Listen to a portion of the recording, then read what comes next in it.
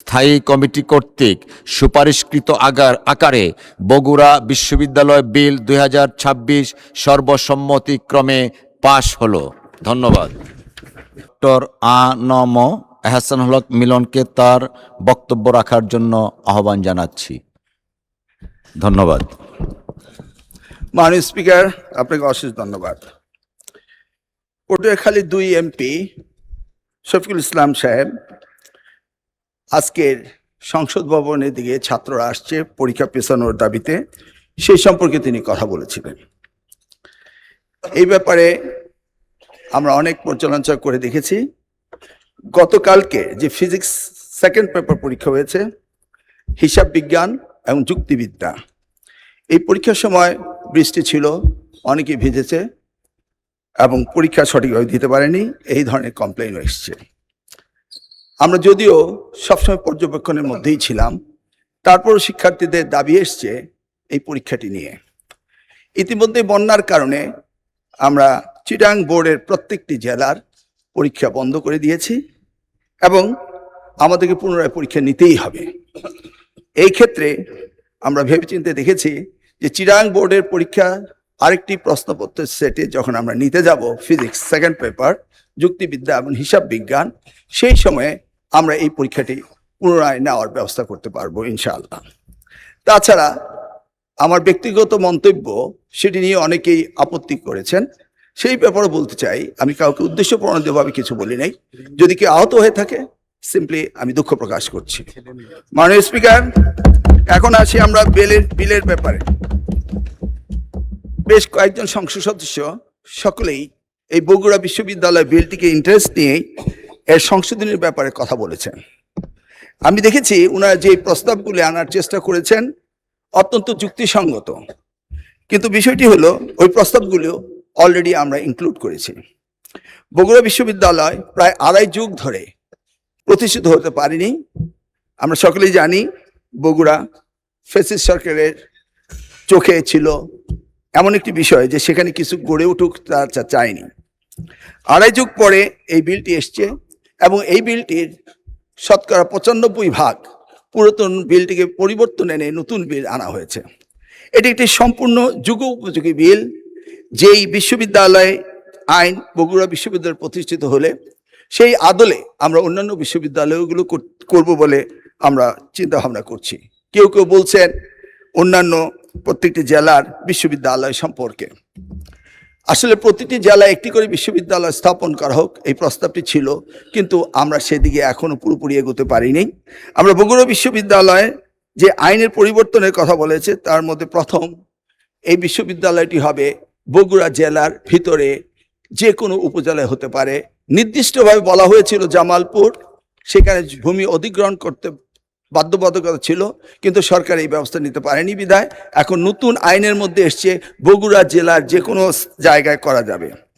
এই বিশ্ববিদ্যালয় আগে ছিল শুধু বিজ্ঞান এবং প্রযুক্তি, কিন্তু বর্তমান সরকার এজেন্ডার চিন্তা চেতনার সাথে সামঞ্জস্য রেখে এই বিশ্ববিদ্যালয় বিজ্ঞান, প্রকৌশলী, কারিগরি, সামাজিক বিজ্ঞান, আইন, ব্যবসা, কৃষি ও চিকিৎসা অনুষদও এই বিশ্ববিদ্যালয়ের অন্তর্ভুক্ত করা হয়েছে।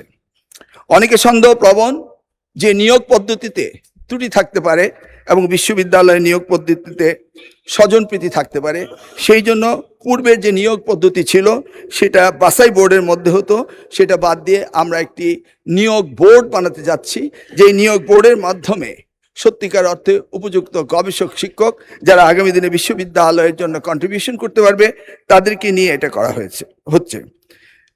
এমনকি এই বিশ্ববিদ্যালয়টি 2 মেয়াদের বেশি কেউ ভিসি প্রভিসি থাকতে পারবেন না, সেটাও করা হয়েছে। আর্থিক বিষয়ে যেন কোনো দুর্বলতা কোনো বিশ্ববিদ্যালয়ে না থাকে, সেই জন্য মহা হিসাব নিরীক্ষক ও নিয়ন্ত্রক অর্থাৎ এজিবি যে কোনো সময় নিরীক্ষার কাজে সেখানে কাজ করতে পারবেন। বলা হয়েছিল সংসদ সদস্য একজন বগুড়া থাকবে, অন্যজন অন্য কোথাও থাকতে পারেন, কিন্তু অনেক পর্যালোচনা এবং বিশ্লেষণ করার পরে দেখা গেল যে বগুড়া যে বিশ্ববিদ্যালয়টি হবে, সেই বিশ্ববিদ্যালয়ের 2টি সিন্ডিকেট মেম্বার যদি বিশ্ববিদ্যালয়েই থাকে, বগুড়ারই থাকেন সংসদ সদস্য, তাহলে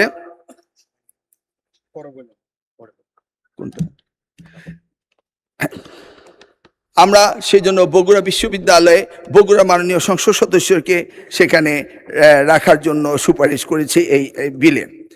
এই বিলে মাননীয় সংসদ সদস্যগণ যা বলতে চেয়েছিলেন প্রতিটি এখানে প্রতিফলিত হচ্ছে বিদায় আমি অনুরোধ করব এই সংশোধনীর প্রয়োজন নেই। এই বিলে সবগুলি দেওয়া হয়েছে, এই বিলটি যেন অনুমোদন করা হয়, এই মহান সংসদে পাশ করা হয়। মাননীয় স্পিকার, আপনাকে ধন্যবাদ। ধন্যবাদ মাননীয় মন্ত্রী, মাননীয় সদস্যবৃন্দ। আমি এখন বিলটির উপর জনমত যাচাইয়ের প্রস্তাবগুলো ভোটে দিচ্ছি। সংসদের সামনে প্রশ্ন হচ্ছে, বিলটির উপর জনমত যাচাইয়ের জন্য মাননীয় সদস্যগণ যে প্রস্তাব দিয়েছেন তা গ্রহণ করা হোক। যারা এই প্রস্তাবের পক্ষে আছেন তারা হা বলুন, যারা এই প্রস্তাবের বিপক্ষে আছেন তারা না বলুন। আমার মনে হয় না জয়যুক্ত হয়েছে, না জয়যুক্ত হয়েছে, না জয়যুক্ত হয়েছে। অতএব বিলটির উপর জনমত যাচাইয়ের প্রস্তাবগুলো নাকচ করা হলো। মাননীয় সদস্যবৃন্দ, আমি এখন বিলটি বাছাই কমিটিতে প্রেরণের প্রস্তাবগুলো ভোটে দিচ্ছি। সংসদের সামনে প্রশ্ন হচ্ছে, বিলটি বাছাই কমিটিতে প্রেরণের জন্য মাননীয় সদস্যগণ যে প্রস্তাব দিয়েছেন তা গ্রহণ করা হোক। যারা এ প্রস্তাবের পক্ষে আছেন তারা হ্যাঁ বলুন, যারা এ প্রস্তাবের বিপক্ষে আছেন তারা না বলুন। আমার মনে হয় না জয়যুক্ত হয়েছে, না জয়যুক্ত হয়েছে, না জয়যুক্ত হয়েছে। অতএব বিলটি বাছাই কমিটিতে প্রেরণের প্রস্তাব নাকচ হলো। সংসদের সামনে প্রশ্ন হচ্ছে, আইন, বিচার ও সংসদ বিষয়ক মন্ত্রণালয় সম্পর্কিত সুপারিশকৃত আকারে বগুড়া বিশ্ববিদ্যালয় বিল 2026 অবিলম্বে বিবেচনার জন্য গ্রহণ করা হোক। যারা এ প্রস্তাবের পক্ষে আছেন তারা হাঁ বলুন, যারা এ প্রস্তাবের বিপক্ষে আছেন তারা না বলুন। আমার মনে হয় হাঁ জয়যুক্ত হয়েছে, হাঁ জয়যুক্ত হয়েছে, হাঁ জয়যুক্ত হয়েছে। অতএব আইন, বিচার ও সংসদ বিষয়ক মন্ত্রণালয় সম্পর্কিত স্থায়ী কমিটি কর্তৃক সুপারিশকৃত আকারে বগুড়া বিশ্ববিদ্যালয় বিল 2026 অবিলম্বে বিবেচনার জন্য গৃহীত হলো।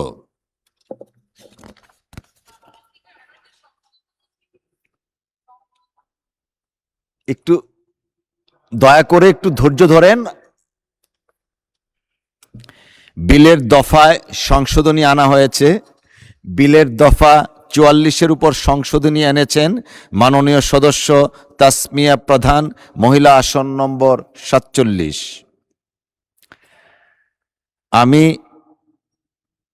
47 মাননীয় সদস্য, এ বিষয়ে আপনি 2 মিনিট কথা বলতে পারবেন সর্বোচ্চ। ধন্যবাদ। ধন্যবাদ মাননীয় স্পিকার। আমি তাসমিয়া প্রধান, মহিলা আসন 47 প্রস্তাব করছি যে বিলের 44 দফার 8 উপদফার পরে নিম্নরূপ নতুন 9 উপদফাটি সন্নিবেশ করা হোক। সংবিধি প্রণয়নের পূর্বে বিশ্ববিদ্যালয় শিক্ষক, কর্মকর্তা ও অন্যান্য কর্মচারীর কর্মের শর্তাবলী সংক্রান্ত বিষয় সরকারি চাকুরি আইন 2018 অনুযায়ী নিষ্পত্তি হইবে। মাননীয় স্পিকার, আমি আপনার মাধ্যমে একটু আইনমন্ত্রীরও দৃষ্টি আকর্ষণ করছি। সেটা হলো স্ট্যাচুটরি বডিতে আইন পাশ হওয়ার পরে কর্মচারী শিক্ষকদের সংবিধি হতে কিছু সময় লাগে।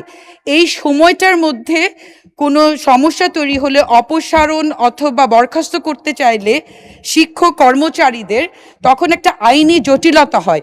কিছু কিছু স্ট্যাচুটরি বডি তারা সরকারি চাকরি আইনটা ফলো করে, কিছু কিছু স্ট্যাচুটরি বডি তারা একটা কমিশন গঠন করে অথবা একটা তদন্ত কমিটি গঠন করে। এটা নিয়ে হাইকোর্টে এই মুহূর্তে অনেকগুলো মামলা পেন্ডিং আছে। আমি শুধু এই আইনের ব্যাপারে না, যে কোনো স্ট্যাচুটরি বডিতে মূল আইন তৈরির পরে কর্মচারীদের সংবিধি তৈরির সময়টুকুতে যে ভ্যাকিউম, এই ভ্যাকিউমটার সময় যেন কোনো আইনগত জটিলতা তৈরি হয় না। মাননীয় আইনমন্ত্রীও জানে এই মুহূর্তে হাইকোর্টে প্রচুর রিট মামলা পেন্ডিং আছে, শুনানির জন্য আমাদের পর্যাপ্ত কোর্ট নেই। This is a good piece of law, but এই সমস্যাটা যে স্ট্যাচুটরি বডি যতক্ষণ পর্যন্ত বিধি প্রণয়ন না হবে ততক্ষণ কোন আইনটা ফলো করবে, এটা যদি একটা ক্লিয়ার ইন্ডিকেশন থাকে, আমাদের হাইকোর্টের অনেক মামলা কমে যাবে। আমি আপনার মাধ্যমে একটু আইনমন্ত্রীর দৃষ্টি আকর্ষণ করছি এই বিষয়ের জন্য। ধন্যবাদ মাননীয় স্পিকার। ধন্যবাদ মাননীয় সদস্য। আমি এখন মাননীয় শিক্ষামন্ত্রী ডক্টর আ.ন.ম এহসানুল হক মিলনকে তার বক্তব্য রাখার জন্য আহ্বান জানাচ্ছি। ধন্যবাদ মাননীয় মন্ত্রী। এটার উপরে আর কি বক্তব্যটা একবার শুনুন আবার। মাননীয় স্পিকার, আপনাকে ধন্যবাদ। প্রসঙ্গক্রমে তিনি এনেছেন স্ট্যাচুটরি বডির কথা বলেছেন এবং নিয়োগ প্রক্রিয়াটা কিভাবে স্বচ্ছ হয় সেদিকে তিনি দৃষ্টি আলোক করেছেন। আমি আমাদের এই বিশ্ববিদ্যালয় আইনে নিয়োগ বোর্ডকে আমরা ওনাদের অভিপ্রায় দিয়েই আমরা সেইভাবে নিয়োগ কমিটিতে আমরা যারা উপযুক্ত তাদেরকে আমরা সেখানে ইনক্লুড করব এবং নিয়োগ বোর্ড হবে এমন একটি বোর্ড যেই বোর্ড সত্যিকার অর্থে স্বচ্ছ এবং সকলের ঊর্ধ্বে যে শিক্ষাবিদদেরকে সেই নিয়োগ বোর্ডে নিয়োগ দেওয়া হবে। মাননীয় স্পিকার, আপনাকে ধন্যবাদ। ধন্যবাদ মাননীয় মন্ত্রী। মাননীয় সদস্যবৃন্দ, আমি এখন বিলের সংশোধনীটি ভোটে দিচ্ছি। মহান সংসদের সামনে প্রশ্ন হচ্ছে, মাননীয় সদস্য তাসমিয়া প্রধান বিলের 44 দফায় যে সংশোধনী এনেছেন তা গ্রহণ করা হোক। যারা এ প্রস্তাবের পক্ষে আছেন তারা হ্যাঁ বলুন, যারা এ প্রস্তাবের বিপক্ষে আছেন তারা না বলুন। আমার মনে হয় না জয়যুক্ত হয়েছে, না জয়যুক্ত হয়েছে, না জয়যুক্ত হয়েছে। অতএব সংশোধনীটি নাকচ করা হলো। এখন আমি বিলের দফাগুলো সংসদের সামনে পেশ করছি। সংসদের সামনে প্রশ্ন হচ্ছে, বিলের দফা 2, 3, 4, 5, 6, 7, 8, 9, 10, 11, 12, 13, 14, 15, 16, 17, 18, 19, 20, 21, 22, 23, 24, 25, 26, 27, 28, 29, 30, 31, 32, 33, 34, 35, 36, 37, 38, 39, 40, 41, 42, 43, 44, 45, 46, 47, 48, 49, 50, 51, 52, 53, 54 এবং তফসিল এই বিলের অংশ হিসাবে গ্রহণ করা হোক। যারা এ প্রস্তাবের পক্ষে আছেন তারা হ্যাঁ বলুন, যারা এ প্রস্তাবের বিপক্ষে আছেন তারা না বলুন। আমার মনে হয় হ্যাঁ জয়যুক্ত হয়েছে, হ্যাঁ জয়যুক্ত হয়েছে, হ্যাঁ জয়যুক্ত হয়েছে। অতএব বিলের দফা 2, 3, 4, 5, 6, 7, 8, 9, 10, 11, 12, 13, 14, 15, 16, 17, 18, 19, 20, 21, 22, 23, 24, 25, 26, 27, 28, 29, 30, 31, 32, 33, 34, 35, 36, 37, 38, 39, 40, 41, 42, 43, 44, 45, 46, 47, 48, 49, 50, 51, 52, 53, 54 এবং তফসিল এই বিলের অংশ হিসাবে গৃহীত হলো। মহান সংসদের সামনে প্রশ্ন হচ্ছে, বিলের 1 দফা প্রস্তাবনা, প্রবর্তন এবং শিরোনাম এই বিলের অংশ হিসাবে গ্রহণ করা হোক। যারা এ প্রস্তাবের পক্ষে আছেন তারা হ্যাঁ বলুন, যারা এই প্রস্তাবের বিপক্ষে আছেন তারা না বলুন। আমার মনে হয় হ্যাঁ জয়যুক্ত হয়েছে, হ্যাঁ জয়যুক্ত হয়েছে, হ্যাঁ জয়যুক্ত হয়েছে। অতএব বিলের 1 দফা প্রস্তাবনা, প্রবর্তন এবং শিরোনাম এই বিলের অংশ হিসাবে গৃহীত হলো। মাননীয় শিক্ষামন্ত্রী ডক্টর আ.ন.ম এহসানুল হক মিলন, আপনি বিলটি পাশ করার প্রস্তাব উত্থাপন করতে পারেন। ধন্যবাদ। মাননীয় স্পিকার, আমি ডক্টর আ.ন.ম এহসানুল হক মিলন, শিক্ষামন্ত্রী, প্রস্তাব করছি যে বগুড়া বিজ্ঞান ও প্রযুক্তি বিশ্ববিদ্যালয় আইন 2001 রহিত ক্রমে উহার বিধানবলী বিবেচনা ক্রমে সময়ের চাহিদার প্রতিফলনে নতুন আইন প্রণয়নকল্পে আনিত বিলটি বগুড়া বিশ্ববিদ্যালয় বিল 2026 এই মহান সংসদে পাস করা হোক। আপনাকে ধন্যবাদ। আপনাকেও ধন্যবাদ মাননীয় মন্ত্রী। মহান সংসদের সামনে প্রশ্ন হচ্ছে, আইন, বিচার ও সংসদ বিষয়ক মন্ত্রণালয় সম্পর্কিত স্থায়ী কমিটি কর্তৃক সুপারিশকৃত আকারে বগুড়া বিশ্ববিদ্যালয় বিল 2026 পাশ করা হোক। যারা এই প্রস্তাবের পক্ষে আছেন তারা হাঁ বলুন। যারা এই প্রস্তাবের বিপক্ষে আছেন তারা না বলুন। আমার মনে হয় সর্বসম্মতিক্রমে হাঁ জয়যুক্ত হয়েছে, হাঁ জয়যুক্ত হয়েছে, হাঁ জয়যুক্ত হয়েছে। অতএব আইন, বিচার ও সংসদ বিষয়ক মন্ত্রণালয় সম্পর্কিত স্থায়ী কমিটি কর্তৃক সুপারিশকৃত আকারে বগুড়া বিশ্ববিদ্যালয় বিল 2026 সর্বসম্মতিক্রমে পাশ হলো। ধন্যবাদ।